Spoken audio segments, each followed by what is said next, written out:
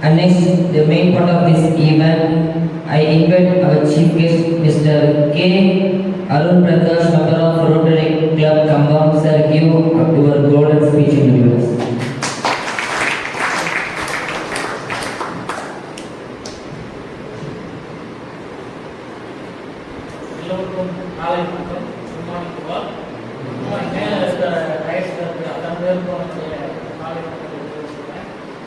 இந்த ஸ்கூலுக்கு இந்த இன்ஸ்டிடியூஷனுக்கு வந்ததுலேருந்து ரொம்ப இம்ப்ரெசிவாக இருக்கேன். ஒரு சின்ன விஷயத்த ஒவ்வொரு விஷயம் நான் அப்போ அப்சர்வ் பண்ணிகிட்டே இருக்கேன். எல்லாரும் வெல் டிசிப்ளின்.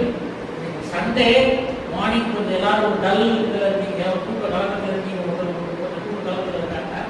ஆனால் ஒவ்வொருத்தருக்கிட்டையும் நான் கற்றுக்கிட்டது இன்னைக்கு என்னன்னா, ஒரு ஸ்பெஷலாக ஒரு டிசிப்ளின். இந்த டிசிப்ளின் வந்து லேஸ்பட்ட விஷயம் கிடையாது. இந்த குட்டி தம்பி என்ன பண்ணாரு, ஒரு காஃபி கீழே சிந்திச்சு போல கீழே காஃபி எடுத்து அவர் தொலைச்சார், அவர் கையில தொலைச்சார். எங்களை இன்வைட் பண்ணும்போது அவர் தம்பி குட்டி தம்பி எல்லாருமே வந்து ஒரு எங்களுக்கு தான், நான் அண்ணன் சொன்ன மாதிரி எங்களுக்கு தான் நீங்க கற்றுக்கிட்டே இருக்கீங்க. ஒரு ஃபர்ஸ்ட் ஸ்டேஜ்ல வந்து பேசுறது இட்ஸ் வெரி பிக் திங். இன்னைக்கு வந்து எல்லாரும் பிடிக்குவாங்க, அப்படி இப்படின்பாங்க. ஸ்டேஜில் பேசுறது எல்லா நாளையும் எல்லாருக்குமா முடியும், பட் எல்லாரும் செய்யறது இல்லை. பட் இங்க எல்லாருக்கும் அந்த ஆப்பர்ச்சுனிட்டி கிடைக்கிறது வந்து ஒரு வெரி பிக் திங்.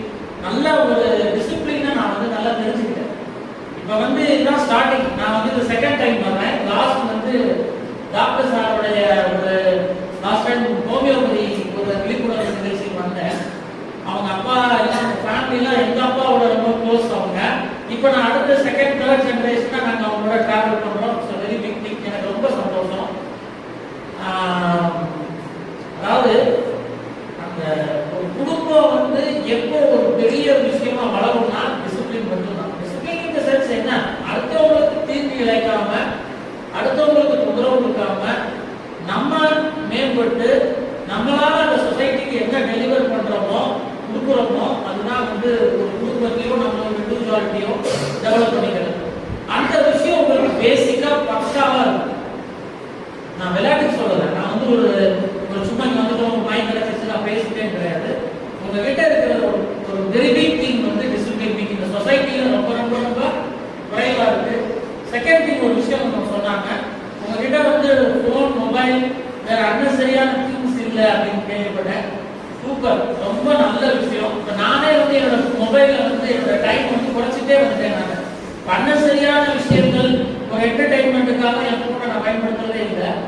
முக்கியமாக என்ன வாட்ஸ்அப் மெசேஜ், யாராவது என்னை கம்யூனிகேட் பண்ணுறது, யாராவது ஒரு செய்தி சொல்லியிருக்காங்கன்னா இந்த மெசேஜ் வந்திருக்கு அப்படின்னா அவங்க அட்டன் பண்ணணும், பார்க்கணும், பேசணும். நான் பொதுவாக இருக்கிறது வந்து கன்ஸ்ட்ரக்ஷன் ஃபீல்டில் இருக்கேன். ஸோ ஒவ்வொருத்தருக்கும் நிறைய ஆப்பர்ச்சுனிட்டி இருக்கு. நாங்கள் படிக்கும் போது நான் நாகமணிமா ஸ்டூடெண்ட்டு, நாங்கள் வந்து ஃபர்ஸ்ட் பேட்ச் அந்த ஸ்கூலில். அப்போல்லாம் எங்களுக்கு இருக்கிறது ஒரு லிமிட்டட் ஏரியா மட்டும்தான் இருக்கும். ஒரு இன்ஜினியர், டாக்டர், அட்வொகேட்டு, இப்படி ஒரு 4 தான் இருக்கும். இப்போ வந்து அப்படி கிடையாது. நிறைய கோர்சஸ், நிறைய வாய்ப்புகள் இருக்கு. நீங்கள் எதை வேணாலும் சூஸ் பண்ணி எதை வேணாலும் நீங்கள் வந்து நீங்கள் முன்னேறி வரலாம். ஒரே ஒரு விஷயம், இந்த நிதானம், பொறுமை, சகிப்பு ரொம்ப முக்கியம். இதுவும் நம்ம சமூகம் பொதுவாக நம்மளுடைய பப்ளிக்ல ரொம்ப குறைவா இருக்கு. அதாவது பொறுமையா இருக்கணும், நிதானமா இருக்கணும், சகிப்பு தன்மையோட இருக்கணும். ஒருத்தர் என்னோட க்ளோஸ் ஃப்ரெண்ட்ஸ் ஒருத்தர் இருக்காரு. எனக்கு நிறைய ஃப்ரெண்ட்ஸ் இன்னைக்கும் வந்து நான் கோயில்ல தான் படித்தேன். இன்னைக்கும் அவங்களும் லேடிஸோ இல்லை பசங்களோ பொண்ணுங்களோ இன்னும் எனக்கு எல்லாரும் ஒரு நல்ல ஒரு ஒற்றுமையா ஒரு சகோதரத்துவமா இன்னைக்கு இருக்கும். அவங்க பிள்ளைங்க அவங்க பேரம்பேத்தி வரைக்கும் வந்துட்டாங்க. அந்த அளவுக்குலாம் ஒரு ஜெனரேஷன் வளர்ந்துருச்சு. ஸோ அந்த நட்புல வந்து நான் குறிப்பிடத்தக்க சொல்ல வேண்டியது வந்து அகமது சுபேர் மொஹைதீன் ஒருத்தர் இருக்காரு. இப்போ நம்ம வந்திருக்காரு. அவர் பெங்களூர் ஐடியில் ஒர்க் பண்ணுறாரு. இதே மாதிரி இந்த வயசுல இருந்து நான் அவர் ஃப்ரெண்டு. குட்டியாக இருக்கு. அவர் கம்மி வயசுல இருந்து 2 பேர் ஃப்ரெண்டு. இது வரைக்கும் நானும் அவரும் ஒரு அடிச்சுக்கிட்டது இல்லை, ஓடா வாடான்னு சொல்லி தேவையில்லாம பேசிக்கிட்டது இல்லை. இன்னைக்கும் அவங்களோட குடும்ப நண்பர். அவங்க வந்து அவர்னால எனக்கு அந்த இஸ்லாமிக் மேல இருக்கிற ஒரு மரியாதை கூட தான் செஞ்சது. எந்த வகையிலும் குறைஞ்சதே இல்லை. சமூகம் இப்படி சொல்லணும் அப்படி சொல்லணும் கிடையாது. என் நண்பன் மூலமா ஒரு மதத்தையோ ஒரு சமூகமோ எனக்கு உயர்ந்த பார்வைக்கு கொண்டு போன நண்பர்களை தான் நான் நல்லா வச்சிருந்தேன். தேவையற்ற நண்பர்களை விட்டுட்டேன். அது அவங்க ஒன்றும் சொல்ல முடியாது.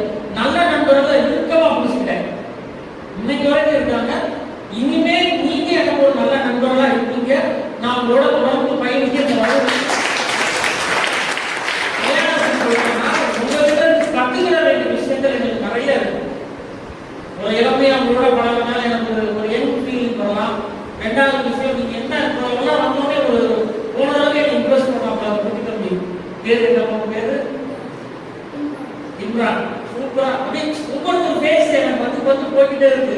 ஸோ எங்களுக்கு ஒரு ஹாப்பியா இருக்கு, ஒரு மோட்டிவேட்டடா இருக்கு. அந்த குழந்தைய செய்யற ஒரு டிசிப்ளின், அவங்க நடந்துக்கிற விதம் எல்லாமே வெரி மச் இம்ப்ரெசிவ். நல்லா இம்ப்ரூவ் பண்ணிக்கோங்க, நல்லா படிங்க, நல்லா பேசுங்க, நல்லா இன்டராக்ட் பண்ணுங்க. உங்களோட வாழ்க்கையில நீங்க நினைச்சு பார்க்க முடியாத நல்ல ஒரு இடத்துக்கு உங்களால வர முடியும். ஒரு சின்ன விஷயத்த சொல்லிடுறேன். எங்க ஸ்கூல்ல வந்து ஃபர்ஸ்ட் மார்னிங் உள்ள கிளாஸ் டீச்சர் உள்ள கிளாஸ் ரூம் வரும்போது எல்லாரும் இப்படி எதிர்த்து டைம் சின்ன வயசுல வந்து good morning ma'am, good morning சார்னு பேசுவோம். அப்புறம் டக்குனு என்ன மாத்திட்டாங்கன்னா கையெழுத்து கூப்பிடுற மாதிரி good morning sir, good morning sir ma'am சொல்லி பழகினாங்க. எங்களுக்கு அப்போ எரிச்சலா இருந்துச்சு. என்னடா நான் சொல்றது 95ல, என்னடா எரிச்சலா இருந்துச்சு. நான் காலையில் வந்தோட ஒரு குட் மார்னிங் கையெழுத்து கூட சொல்றாங்க. வீட்லயே அந்த பழக்கத்தை ஏற்படுத்தினாங்க எங்க அம்மா அப்பா வந்து. நான் எங்க காலேஜுக்கு போயிருக்கேன். ஃபர்ஸ்ட் நான் என்னோட பிஇ சேர்றதுக்கு, இன்ஜினியரிங் சேர்றதுக்கு கலாஸ்ரீங்கத்தில் நான் படித்தேன். போகும்போது அந்த பிரின்சிபல் உட்கார்ந்துருந்தார். போனோடனே நான் எங்க அப்பா போனாரு. எங்க அப்பா போய் அவர் ஆபீஸ் லைன்ல என்ன பண்ணாங்க, எப்பயுமே வணக்கம் சார் ஒரு கையில விஷ் பண்ணாரு. சார் வணக்கம்னு சொல்லிட்டு உட்காருங்கன்னாரு.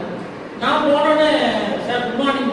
எனக்கு இந்த பிரின்சிபல் என்ன பழகிட்டாங்கன்னா, செப்பலை வந்து வெளியில ரிமூவ் பண்ணிட்டு ஷூவோ செப்பலோ வெளியே வச்சுட்டு உள்ள போய் குட் மார்னிங் சார் அப்படின்னு சொன்னேன்.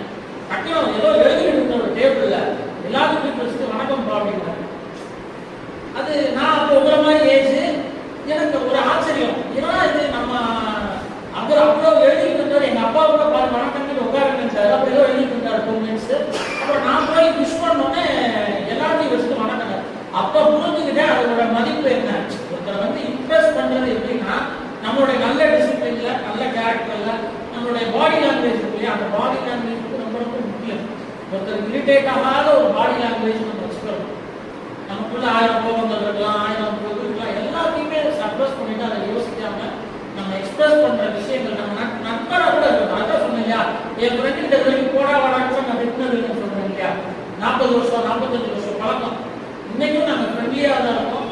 அப்ப என்னன்னா இந்த ஃப்ரெண்ட்ஸ் நாளைக்கு நீங்க ஒவ்வொருத்தரும் வெளியே போகும்போது உங்களுடைய தொடர்புகள் இருக்கும், நல்லா இருக்கும். உங்க ஃபேமிலி ரீதியா உங்களுடைய நாளைக்கு ஒரு மன கஷ்டமே வருதுன்னா கூட ஒரு ஃபோன்ல ஷேர் பண்ணி எப்பா எனக்கு ஒன்று இருக்கு எனக்கு சொல்லுனா அவங்க நிச்சயமா ஒரு ஹோல் ஹார்ட்டடா நமக்கு வெல் விஷயலா சொல்லுவாங்க. ஸோ இப்போ என்ன அப்படின்னா, நல்ல விஷயத்தை கற்றுக்கிட்டு பொறுமையா அமைதியா இன்னும் நல்ல சிறப்பான ஒரு இடத்துக்கு வரணும்னு எல்லாரையும் வாழ்த்துறேன்.